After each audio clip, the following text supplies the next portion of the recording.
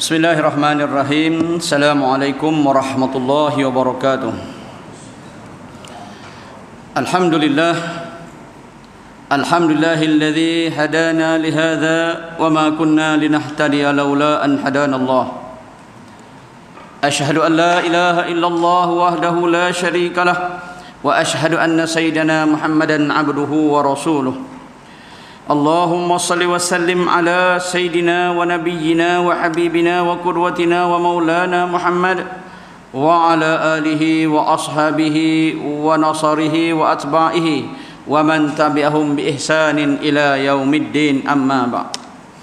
Qala Allah Ta'ala: A'udzu billahi minasy syaithanir rajim.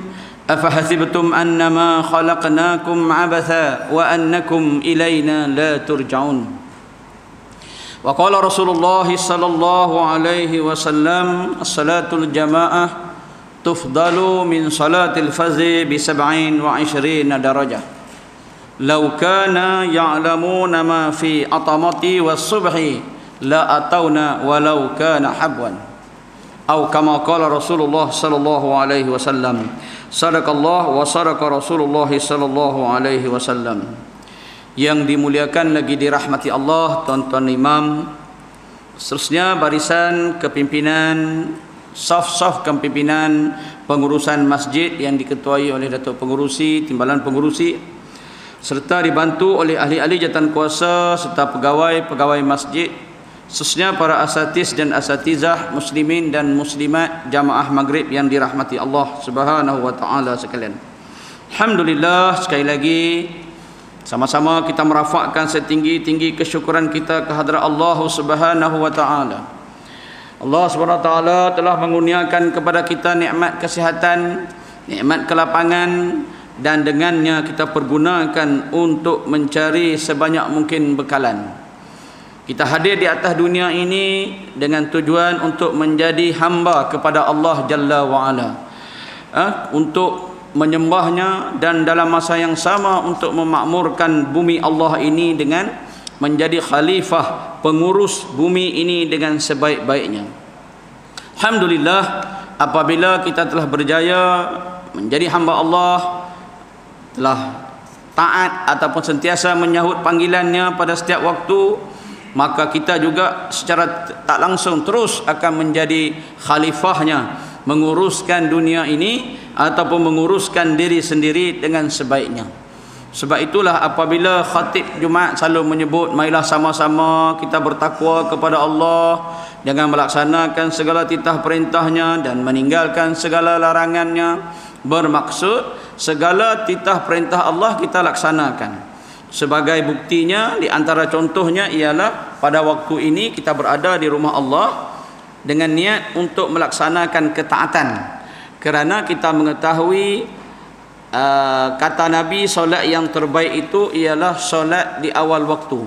Dalam satu hadis yang bertaraf dhaif disebutkan bahawa awal waktu itu rahmat, awal waktu itu taat, pertengahan itu rahmat, akhir waktu itu afun, kemaafan ataupun keampunan daripada Allah Jalla wa Ala. Jadi alhamdulillah, kita memilih awal waktu, insya-Allah mudah-mudahan kita menjadi hambanya yang taat kepada perintah Allah, dan kita dapat pula melaksanakan tuntutan yang kedua, arahan Allah yang kedua. Setelah kita laksanakan solat fardu berjamaah tadi, kita telah melaksanakan tuntutan yang pertama sebagai hambanya yang menyembahnya. Kita dapat melaksanakan juga tuntutan yang kedua, iaitu berada dalam majlis ilmu, yang mana merupakan tanggungjawab kita sebagai khalifah, sebagai pengurus bumi ini, yang mesti dihiasi ataupun dipenuhi dengan ilmu. Walaupun kita nak mengaji ini, ilmu berkaitan dengan negeri akhirat, tetapi akhirat itu tak akan dapat kita capai, khususnya syurga tak akan dapat kita capai sekiranya kita tidak mengetahui cara-cara untuk mencapai syurga. Sebab itu walaupun kita belajar tentang negeri akhirat, tapi perbuatan kita untuk mendapat akhirat Allah sediakan di atas dunia. Kalau orang tidak mempedulikan bagaimana nak mendapat akhirat, secara tak langsung dia juga tidak mempedulikan urusan dunia.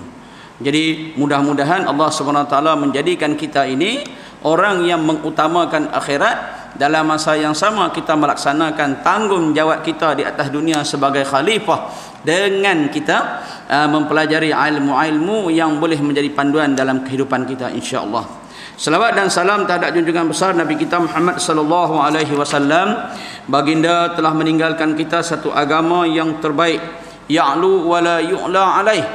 Agama yang terbaik di kalangan agama-agama yang ada. Saya selalu menyebut bahawa kalau nak dibuat secara analisis secara ilmiah tentang agama-agama ini, kita buatlah perbandingan, kerana ramai sarjana-sarjana terutama di kalangan mereka yang bukan Islam sentiasa mengkaji agama ini, mengkaji agama Islam ini. Bahkan kalau kita tengok dalam buku-buku kajian mereka, walaupun mereka itu orientalis dan ada setengahnya ateis yang tidak mempercayai Tuhan, tapi apabila mereka membicarakan tentang agama Islam, mereka sangat-sangat hormat dan tabik, kerana agama Islam satu agama yang cukup lengkap dari sudut tata cara kehidupan dunia dan juga kehidupan akhirat. Banyak bukti-bukti sama ada secara nakli ataupun akli, secara akal, rajih akal ataupun secara ilmiah yang bertulis dengan hadis dan juga Al-Quran itu membuktikan bahawa inilah agama yang terbaik di kalangan agama yang ada. Sebab itulah Allah Subhanahu wa taala menyifatkan mereka itu zalim. Wa nunazzilu minal Qur'ani ma huwa shifa. Kami turunkan Al-Quran itu sebagai syifa, sebagai penyembuh, sebagai mengeluarkan manusia daripada kegelapan kepada cahaya Allah, kan? Minasyifa wa rahmatan lil mu'minin, dan rahmat bagi orang yang beriman. Kemudian Allah sebut wala yaziduz zalimina illa khasara, dan tidak menambah sebarang kebaikan, keuntungan kepada orang-orang yang zalim ini. Termasuk orang zalim ini ialah orang yang Allah telah kurniakan agama Islam tapi dia tidak memperdulikannya. Illa khasara, melainkan dengan kerugian. Dia duduk di atas dalam agama Islam dah, dia berada dalam agama yang dirahmati oleh Allah, tetapi dia tak ambil bahagian dalam agama tersebut, tidak mempedulikan tata caranya, maqasidnya, maka kata Allah illa khasara, rugilah. Orang kafir memang dah tentu rugilah, tetapi orang Islam yang berada dalam agama Islam juga mereka tergolong dalam kalangan mereka yang rugi. Jadi mudah-mudahan kita tidaklah tergolong di dalam golongan yang rugi tersebut.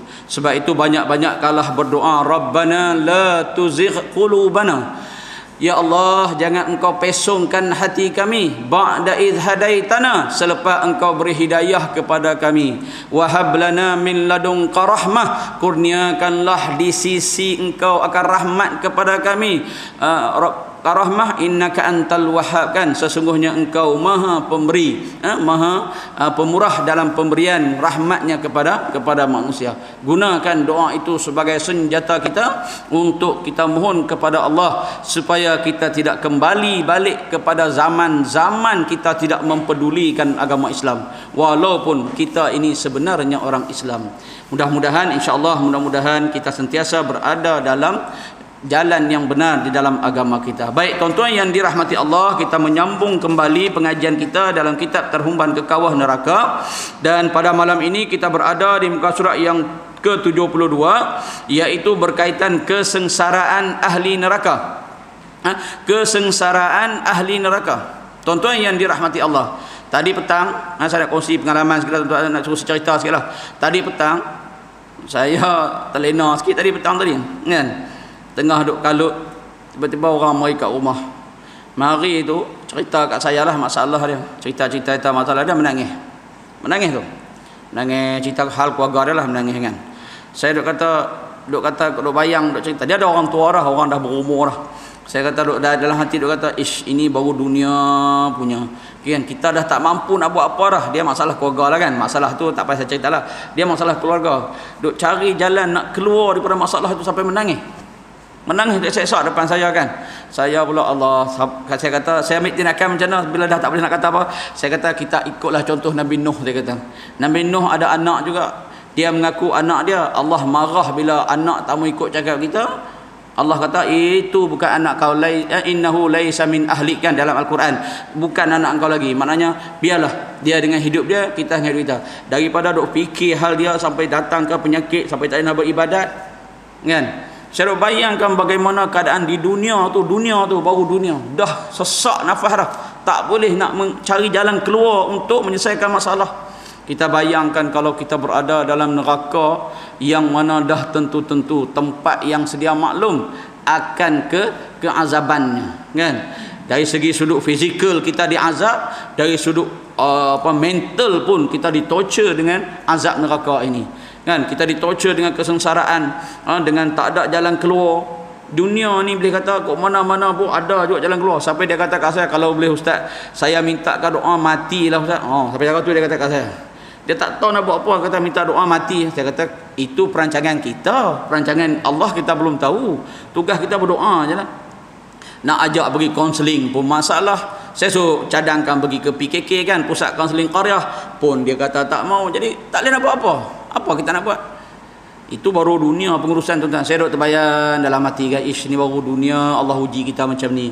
Dah kita tak mampu nak buat dah, menangislah kita pun. Itu jelah yang mampu kita buat. Apalagi di negeri akhirat ataupun di tempat yang paling, yang kata apa? Wasa'a sabila, kan, iaitu wasa'at masira, yang Allah sebutkan wasa'at masira, seburuk-buruk tempat kembali, ya, iaitu neraka jahanam ataupun neraka itu. Jadi kadang-kadang pengurusan dunia ini berlaku pada kita, tuan-tuan, kita kaitkanlah dengan kehidupan kita di negeri akhirat kelak, bagaimana keadaan kita. Baik, tuan-tuan yang dirahmati Allah, kesengsaraan ketiga, qala musannif rahimahullahu taala. Baik, kata pengarang kita, yang ketiga ialah wajah ahli neraka menjadi hitam legam dan dicacatkan. Ini hal ehwal ahli neraka yang ketiga. Yang kedua apa dia? Dibesarkan. Yang kedua dibesarkan fizikalnya.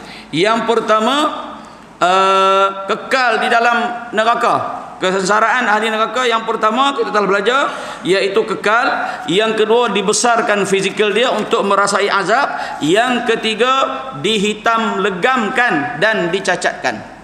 Keadaan ahli neraka malah menjadi sangat menakutkan. Firman Allah Ta'ala dalam surah Ali Imran ayat 106, yauma tabyaddu wujuhun wa taswaddu wujuh fa ammal ladzina aswaddat wujuhuhum akafartum ba'da imanikum fadzuqul adzaba bima kuntum takfurun. Ingatlah akan hari kiamat yang padanya ada muka orang menjadi putih berseri dan ada muka orang menjadi hitam legam. Adapun orang yang telah hitam legam mukanya, mereka akan ditanya secara menemplak, kan?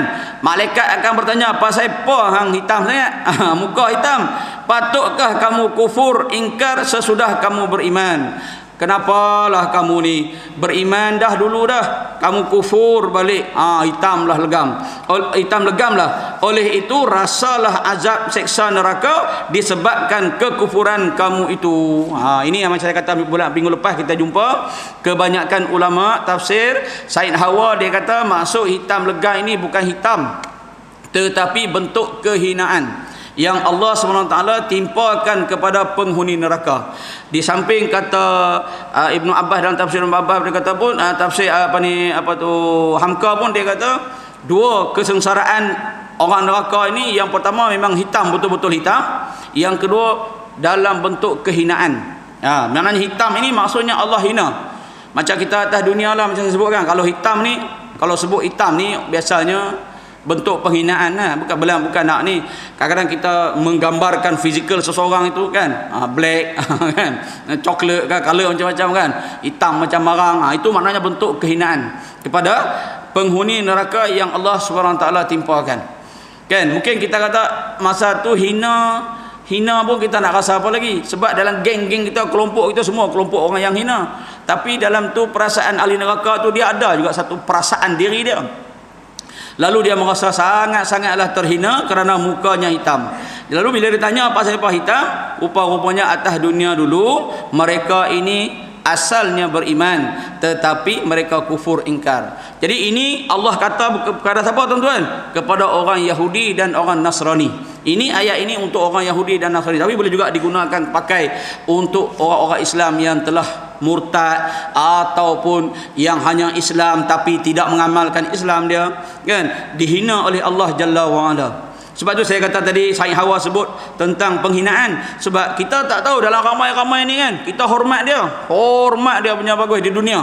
Masuk neraka, lah aku rasa dunia lu beriman, aku ingat dia kata. Rupanya dia tipu kita ya. Dia pakai aja hebat.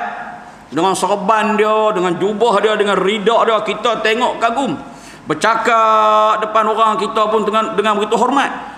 Bila masuk neraka, kita jengok tengok, hang ada kat sini kan bunyi pun kan. Aku rasa hang dunia dulu bukan main beriman. Jadi maknanya masa tu di mana kita nak letak maruah kita, malu kita tu. Itu yang sebut masa hitam tu. Said Hawa menjelaskan hitam kerana itulah. Kerana pada waktu tu manusia hormat.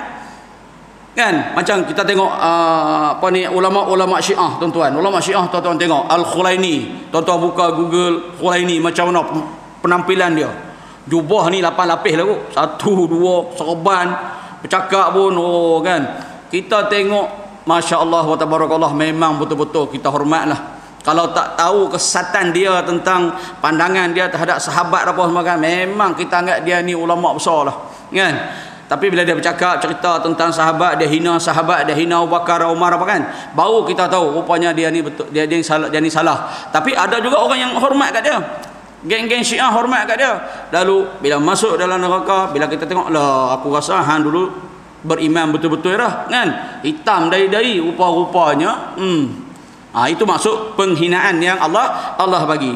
Hari kiamat ialah hari yang Allah hitamkan muka segolongan orang dan Allah putihkan pula mereka muka segolongan yang lain. Putih ini adalah mereka yang masuk ke dalam syurga. Sebab itu tuan-tuan, Nabi kenal kita melalui apa dia? Melalui anggota wuduk kita, kesan wuduk kita kan. Kan Nabi sebut dalam hadis, inna ummati fi yaumil qiyamah ghuzzan muajjalin min asaril wudu. Sesungguhnya umatku akan datang pada hari kiamat ini ada putih, ghuzzan muajjalin, ada kesan putih di tangan dia, di anggota wuduk dia daripada kesan wuduk kan. Faman tatawwa an yutawwilu ghuzzahu falyaf'al, kata Nabi. Barang siapa yang mampu untuk memanjangkan, melebihkan dia punya basuhan wuduk dia, maka buatlah. Kerana dia akan mendatangkan kesan cahaya putih di negeri akhirat, ataupun dikenal oleh Nabi kita sallallahu alaihi wasallam daripada kesan wuduk kita. Dalam Al-Quran pula Allah sebut fi wujuhihim min asaris sujud, di wajah-wajah mereka itu ada kesan-kesan sujud. Macam-macam lah penafsiran kesan-kesan sujud. Yang baru ni ada ustaz mana kata atau dalam YouTube kan, dia kata kesan sujud ni ada tanda hitam di dahi kan. Sebenarnya bukan, bagi saya bukan tanda hitam di dahi kan. Dia kesan sujud ini kita boleh tengok daripada raut wajah dia, muka dia, daripada tutur kata dia, akhlak dia. Itu adalah masuk kesan-kesan sujud kan. Ada setengah orang dia tenyih sungguh-sungguh, jenuh kan. Jadi maknanya itu bukanlah menjadi penanda kepada asaris sujud kan. Kerana dia menunjukkan bila dia dapat sujud yang sebenar-benarnya kan, sujud yang sebenar-benarnya. Sebab itu kita tengok dalam kajian kan, Dr. Zainal Abidin tu dalam kajian, di antara sebab orang Islam ni, orang Islam yang sebenar lah tuan-tuan, bukan Islam yang nama Islam, kenapa mempunyai kualiti hidup yang lebih baik daripada orang lain. Depa buat kajian. Siapa nama? Robert G. Miller. Dia buat kajian. Pasal apa orang Islam ni mempunyai kualiti hidup yang lebih baik. Emosi dia stabil, tak mudah melatah, sabar dengan bala bencana, bersyukur dengan nikmat. Tuan-tuan baca buku Hamka, macam mana faktor-faktor kemenangan orang Islam menakluk ataupun membuka jajahan-jajahan baru atau tanah baru ataupun tempat baru. Contohnya macam mana orang Islam boleh menang dengan tentera Rom dalam peperangan Qadisiyah dan juga peperangan Yarmouk. Yang ketiga itu di segi kekuatan tak seimbang. Macam mana tentera-tentera Muawiyah boleh masuk ke Andalus, tentera Islam lah masuk Andalus, sampai ke Mesir. Orang Barat buat kajian, rupanya mereka ni mempunyai satu benda yang saling pada percaya dengan syahid tu. Satu benda yang, oleh kerana orang Barat yang buat kajian, mereka bukan berdasarkan kepada ketuhanan, mereka berdasar logik akal dia, nakli dia lah saya kata tadi kan. Dia buat kajian, dia kata rupanya orang Islam ni sabar tahan susah. Berbanding dengan tentera Rom tadi, susah sikit nak lari ya. Orang Islam ni sabar tahan. Kerana yang pertama, mereka diuji dengan kelaparan, iaitu puasa. Yang kedua, dia kata solat itu penentu paling besar kepada kualiti hidup umat Islam, iaitu dia kata ketika sujud. Bila dia sujud, dia kata jantung kita berada di bawah graviti, sifat graviti jantung kita ni. Jadi jantung kita akan dapat pam darah ke seluruh kepala kita, yang mana dia kata kalau kita berdiri, darah ada tempat-tempat tertentu yang darah tak sampai, dia sampai pun sampai sikit, menyebabkan kualiti pemikiran akan mudah terganggu. Ini kajian tuan-tuan boleh baca buku Dr. Zainal Abidin, kajian Al-Quran dan Sains. Dia kata bila orang yang tak sujud, dia mempunyai kualiti hidup yang tak stabil, mudah marah, putus asa, cepat cepat menuduh orang. Tapi kalau orang tu mempunyai dapat kesan sujud yang sempurna, di mana jantung dia dengan kepala dia duduk dekat dan di bawah sifat graviti, di bawah sekali, menyebabkan darah akan mengalir ke seluruh anggota, terutama di bahagian khati'ah, bahagian hadapan ni yang membuat keputusan. Dia kata di depan ni, darah kita depan dia tak sampai sangat kalau kita duduk berdiri. Sebab apa tuan-tuan? Kata Dr. Zainal Abidin tu dalam buku tu, dia kata dia buat kajian bukan melalui solat. Mula-mula dia buat kajian melalui yoga. Kan yoga dia ada satu yoga tu dia ada tingkatan-tingkatan dia. Sampai tingkatan yang tertinggi, dia kena lipatkan kepala dia macam mana tu, tunduk ke bumi. Kaki lunjuk, kepala kena tunduk ke bumi untuk mendapatkan tahap ketuhanan lah. Itu yoga punya falsafah dia.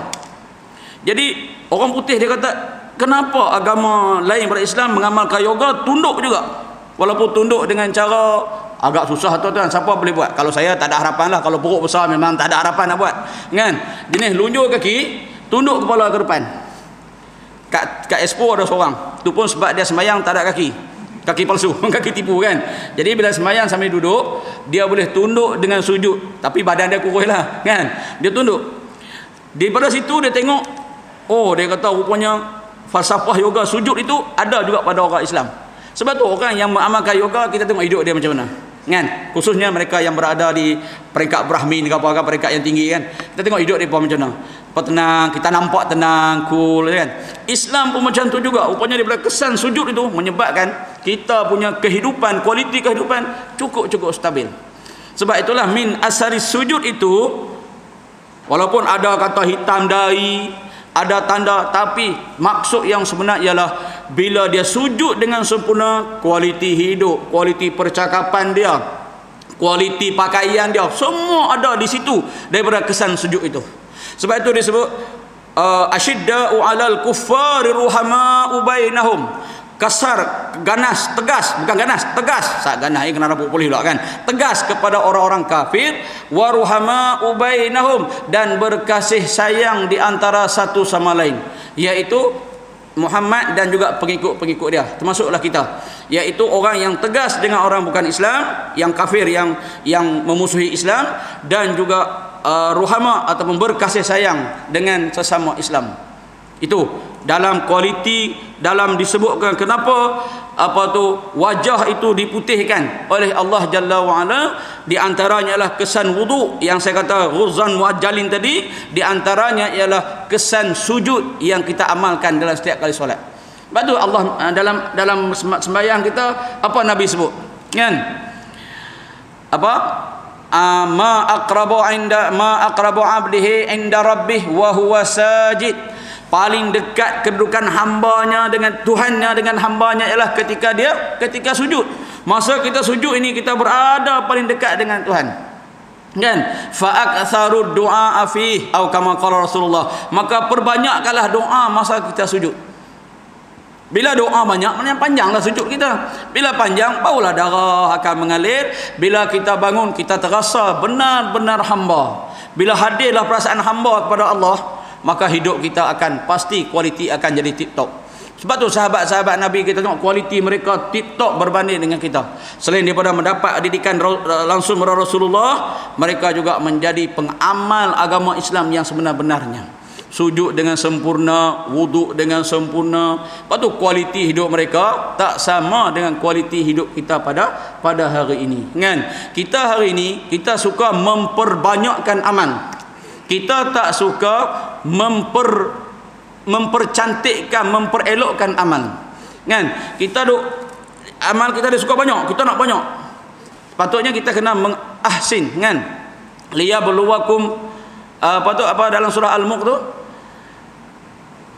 Allah nak baca tak ingat dah, kan? Tabarakalladzi biyadihil mulku wa ala kulli syai'in qadir wa huwa alladzi khalaqal mauta wal hayata liyabluwakum ayyukum ahsanu amala. Untuk menguji kamu di antara kamu, kalangan kamu, siapakah ahsanu amala, sebaik-baik pembuat amalan. Apa maksud ahsanu amala? Bermaksud amalan yang Allah SWT dan Rasul telah sahkan sebagai amalan yang diterima. Bukan perbanyakkan amalan, tapi terbaik amalan. Lepas tu kita tengok dalam hadis, walaupun hadis 2-3 hari nak punya riuh 2-3 hari, kan? Kita tengok dalam hadis, orang Arab datang jumpa Nabi. Dia kata dia tak mau buat yang sunat, nak buat yang wajib je. Nabi kata aflah in sadaq. Kalau dia betul-betul dia buat, dia masuk syurga, dia kata.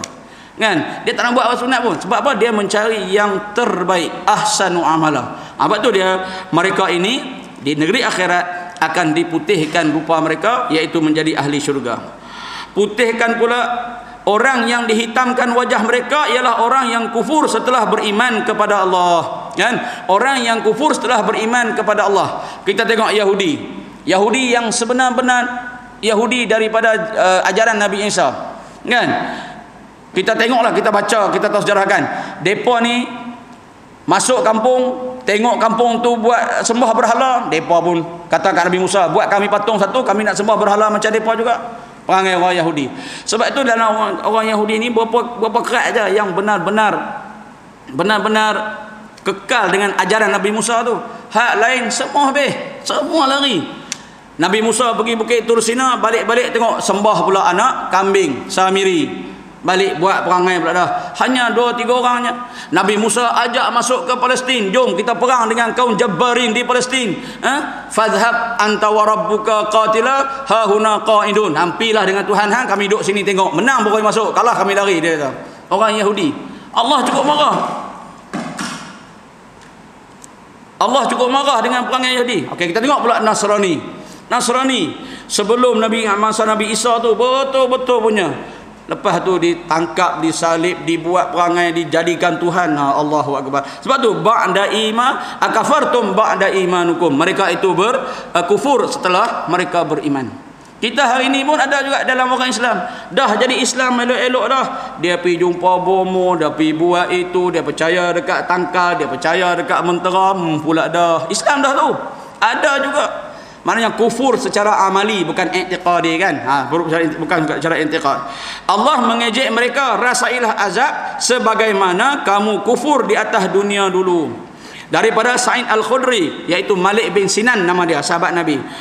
Rasulullah SAW bersabda, tashwihin nar fataqallusu syafatuhul ulya hatta tablugha wasata ra'sihi wa tastarhi syafatuhus sufla hatta tadriba surratahu.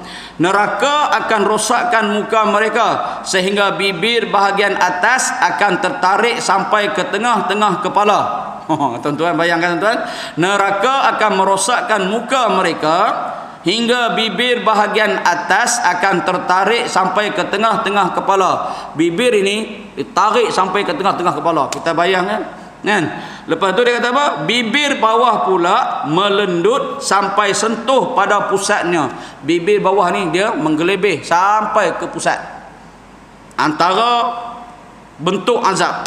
Begitulah cara Allah menyiksa para penghuni neraka. Dibesarkan bibir mereka sehingga sedemikian rupa. Menurut Ibnu Mas'ud radhiyallahu an, iaitu Abdullah bin Mas'ud, gigi ahli neraka menyeringai dalam keadaan bibir yang tertarik seperti kepala yang tersisir api.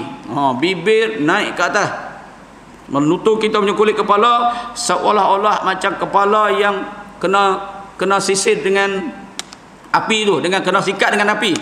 Dan menurut Ibnu Abbas pula, iaitu Abdullah bin Abbas sepupu Nabi, ahli neraka itu dalam keadaan bermasam muka. Itu maksud dia kan. Neraka adalah tempat pembalasan untuk mereka yang menderhakai Allah. Neraka adalah tempat pembalasan untuk mereka yang menderhakai Allah, bukan semata-mata untuk orang kafir. Tengok tuan-tuan, dia kata di sini bukan semata-mata untuk orang kafir. Baik, itulah tuan-tuan yang dirahmati Allah. Selalu saya sebut, kita ni alhamdulillah Allah bagi lagi nyawa kat kita. Ni rentah negeri dah boleh dah ni kan.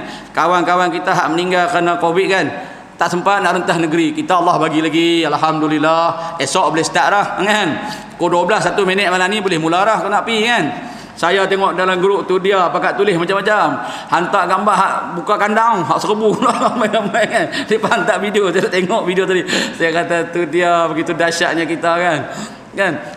Maknanya nak cerita kan, nikmat dunia tu kita masih ada lagi. Kita bayangkan kawan-kawan kita yang telah pergi. Kan?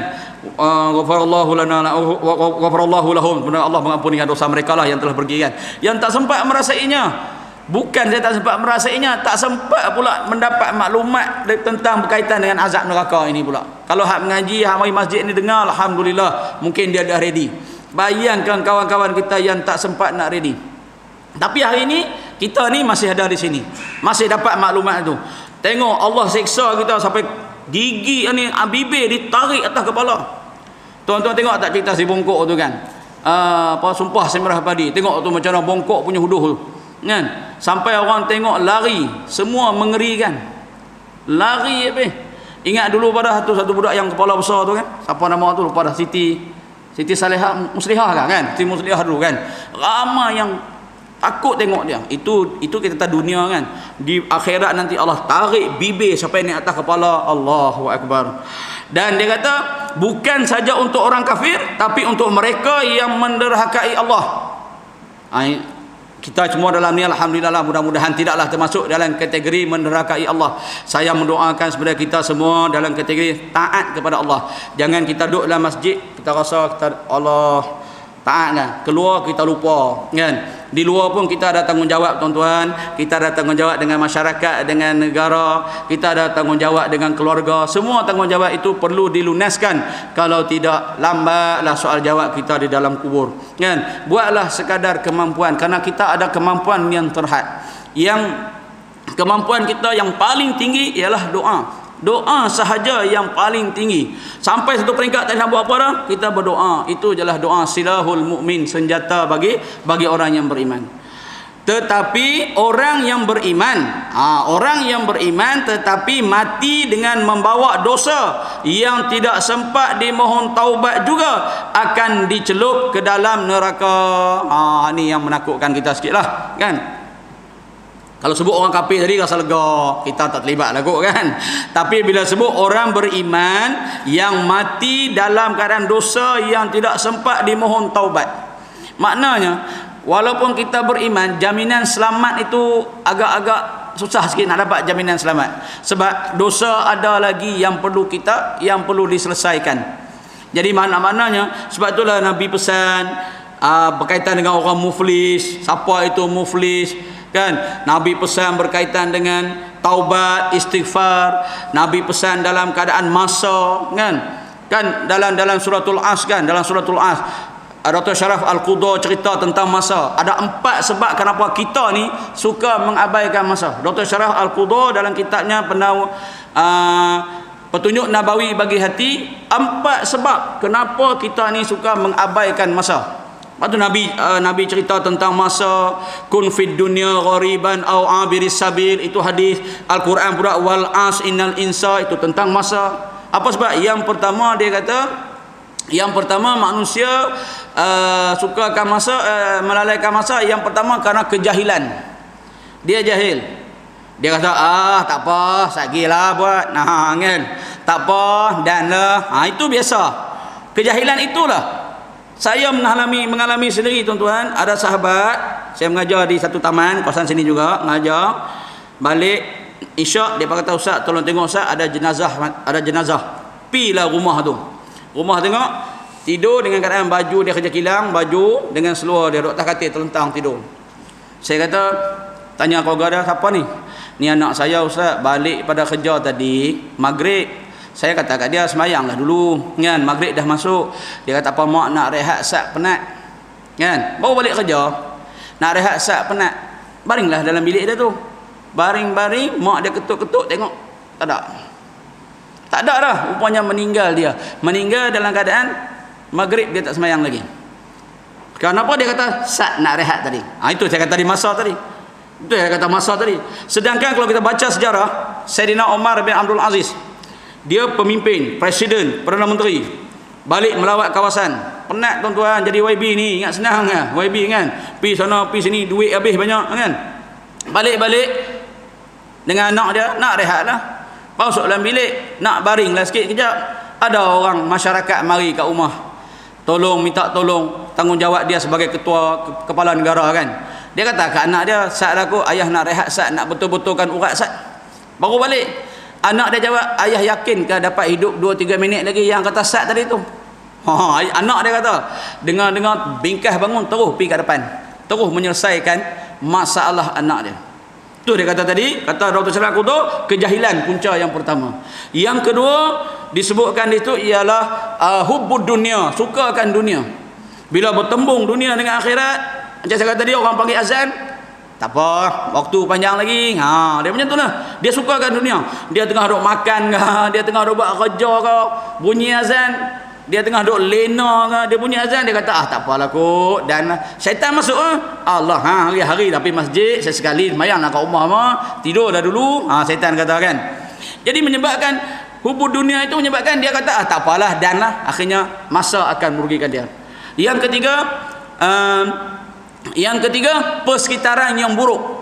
Kata Syarif Qutub, persekitaran yang buruk menyebabkan kita mengabaikan masa.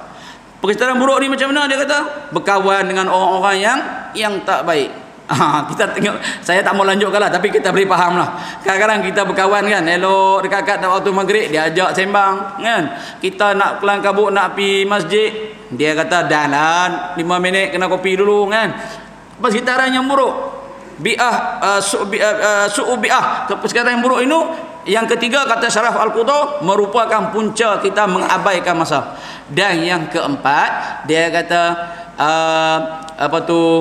kurangnya maklumat kita tentang akhirat. Dia kata hubud dunia tadi. Yang keempat, dia kata kurangnya maklumat kita tentang akhirat. Ialah kita akhirat kita tak rasa. Apabila Allah sebut walal akhiratu khairun wa abqa, dan negeri akhirat itu lebih baik dan lebih kekal, tak hadir pun dalam kita perasaan apa yang ada di negeri akhirat kan. Kita tak ada dapat nak bayangkan. Kalau bayang pun bayang sikit-sikit, dia tak membekas di hati. Masa dengar ni Allah rasa sedih sangat-sangat, sakit keluar, habis selesai masalah kan. Jadi kita tak membekas di hati, kita hanya masuk sekejap je, lepas tu dia lompat keluar balik kan, pergi gelak sikit, pergi sembang-sembang sikit, habis kita punya maklumat akhirat tadi, lupa. Pergi sembang lah, kawan pula duk kata kat kawan orang lain, kita pula musuh kita tumpan sekali, lupa dah akhirat tadi kan. Jadi itu di antara kenapa kita suka mengabaikan masa. Sebab itu di sini dia kata bukan saja orang kafir, tapi orang yang beriman tapi membawa dosa. Dia mati membawa dosa yang tak sempat dimohon taubat. Biasanya yang tak sempat mohon taubat ni dosa dengan siapa tuan-tuan? Dengan manusia lah. Dengan Allah Jalla wa'ala. Kita tahu, kita ambil wudu, gugur dosa-dosa kita. Kita sebut astaghfirullahalazim, gugur dosa-dosa kita. Man jaa bil hasanah falahu asyrin amsalihah. Barang siapa yang datang dengan kebaikan, maka dapat 10 kebajikan. Maknanya dosa yang disebut tidak sempat bertaubat ini ialah dosa kita sesama manusia kan. Macam manalah tuan-tuan, ada dosa yang kawan kita telah pergi, ada yang kita minta maaf, dia tak nak maafkan. Ada sahabat tanya saya, "Ustaz, kalau saya tak nak maafkan," saya mengajar di Simpang, "Ustaz, saya tak nak maafkan orang, boleh tak?" Kan? Saya kata terpulanglah, itu hak tu haji. Tak nak maafkan kan. Tapi rugilah di negeri akhirat nanti. Ada kawan-kawan kita yang tak nak maafkan. Aku tak maafkan sampai akhirat kita tuntut, kita jumpa di akhirat. Peringkat kita jumpa di mahkamah Allah nanti. Dia punya ayat tu kan. Sakan. Kan? Tapi kalau kita fikir panjang, kita dah nak masuk syurga, Tiba-tiba malaikat tahan. Pasal apa? Ada seorang tak main jumpa dengan hang lagi. Minta maaf sebab hang kata dulu di akhirat baru hang nak maafkan. Menunggulah kita di Al-A'raf, kata Allah di Al-A'raf kan, satu tempat di antara syurga dan neraka, duduk tengah-tengah. Tengok syurga, Allah teringin nak masuk, tapi nak masuk tak boleh sebab kita dah kata aku tunggu hang di akhirat, kata aku hang tuntut aku di akhirat. Dia kebetulan masuk syurga tapi tak boleh kerana terpaksa nak menunggu kawan pula duduklah neraka. Jenuh. Jenuh tunggulah kan. Jenuh lah, kata orang belalatlah kaki nak menunggu sementara nak tunggu dia cari kita. Bukan je cari-cari buat pengumuman ni betul kan. Mana nak cari pasanan. Jadi maknanya kalau kita fikir ke negeri akhirat, maafkan jelah. Tapi kalau dia kata tak peduli Ustaz, akhirat tak akhirat, aku tetap tak maafkan dia. Itu hak dia. Kan? Sebab tu dalam Al-Quran Allah kata faqad masun misluh, dia katakan wa in uqibtum fa'aqibu bimisli ma aqibtum. Jika dia menzalimi kamu, azab kamu boleh balas seperti mana dia azab kamu. Wa in sabartum lahu wa khairul lakum. Kalau kamu sabar, maafkan dia, itu adalah lebih baik. Tapi itu apa pun hak kita. Sebab tu dia kata di sini, doa ani dosa yang mati tak sempat bertaubat biasanya melibatkan sesama manusia lah. Kan? Ada juga dengan Allah, tapi Allah ni dia Maha Pengampun, Maha Penyayang, kan? Kita mohon taubat, insya-Allah dia akan bagi. Yang masalah kita dengan manusia, yang mana tak akan dapat keampunan daripada Allah selagi manusia itu tidak mengampunkan. Kalau tu nak buat macam mana Ustaz? Allah terpulanglah pada Allah Jalla wa Ala. Kalau ada Rahman dan Rahim dia bagilah kita keampunan. Kalau dia kata tak, oleh kerana orang ni tak ampun, masuklah neraka dulu. Maka salah neraka kita dulu. Allah kata tak apalah aku, walaupun dia tak ampunkan, aku sebagai Tuhan aku tak apa, aku maafkan bagi pihak dia dosa yang tu. Alhamdulillah lah, rezeki kita lah dapat macam tu kan. Tapi jaranglah Allah nak bagi tu, kerana Allah Maha Adil. Setiap pembalasan akan dibalas seadil-adilnya kan. Walaupun sebesar zarrah. Apabila masuk ke dalam neraka akan diazab sebagaimana yang telah disebutkan. Walaupun dia beriman, masuk ke dalam neraka, terimalah, dibesarkan, ditarik bibir sampai ke kepala, dilanjutkan sampai ke pusat, dimasukkan dalamnya dalam siksaan yang selama-lamanya bagi orang kafir kan. Lalu dia kata, masuklah dia ke dalam tu dan terimalah azab tersebut. Berdoalah kepada Allah, mudah-mudahan kita selamat. Jadi doalah, Rabbana atina fid dunya hasanah wa fil akhirati hasanah wa qina azabannar. Doalah, bacalah doa banyak-banyak. Waktu petang baca doa, amsayna wa amsal muqlillah walhamdulillah kan. Apa tu lah sekali doa tu dia sebutlah Rabbi a'udzubika minal kasali wa su'il kibari, Rabbi a'udzubika min azabin nar wa azabin qabr. Ya Allah, jauhkanlah aku daripada malas dan juga nyanyuk, jauhkanlah aku daripada azab neraka dan azab kubur. Banyak doa-doa yang Nabi kita ajarkan kepada kita berkaitan dengan untuk menyelamatkan daripada azab api neraka ini. InsyaAllah kalau kita jadikan amalan. Doa Nabi Khidir kan, bismillahirrahmanirrahim, la yasukul khaira illallah, 3 kali pagi 3 kali petang. Itu pun di antara doa untuk menyelamatkan kita juga daripada siksaan kubur dan juga api neraka. Wallahu ta'ala alam. Kita akan masuk kesensaraan kita yang keempat, kesensaraan neraka yang keempat pada perjumpaan kita akan datang insya-Allah, sekiranya diizinkan oleh Allah Jalla wa Ala. Jadi mudah-mudahan tuan-tuan kita dah lepas 3 kesensaraan. Yang pertama selama-lamanya dalam neraka, yang kedua dibesarkan, yang ketiga bibir ditarik sehingga menutup kepala. Jadi mudah-mudahan akan menjadikan kita sentiasa beringat tentang api neraka dan akhirnya memohon kepada Allah dijauhkan kita daripada siksaan api neraka insya-Allah wa tabarakallah. Maaf atas barang kekurangan dan kesilapan, mudah-mudahan Allah memberkati kita. A'udzubillahi minasyaitonir rajim. Bismillahirrahmanirrahim. Alhamdulillahirabbil alamin wassalatu wassalamu ala asyrafil anbiya'i wal mursalin wa ala alihi wa sahbihi ajma'in. Allahumma ighfir lana dhunubana ولوالدينا وارحمهم كما ربونا صغارا ولجميع المسلمين والمسلمات والمؤمنين والمؤمنات برحمتك يا أرحم الراحمين اللهم اقسم لنا من خشيتك ما تهول به بيننا وبين معاصيك ومن طاعتك ما تبلغنا به جنتك ومن اليقين ما تحول علينا مصائب الدنيا اللهم متعنا بأسماعنا وأبصارنا وقوتنا ما أحييتنا واجعله وارث منا واجعل سأرنا على من ظلمنا وانصرنا على من عادنا ولا تجعل مصيبتنا في ديننا ولا تجعل الدنيا أكبر همنا ولا مبلغ علمنا ولا تسلط علينا من لا يرحمنا يا أرحم الراحمين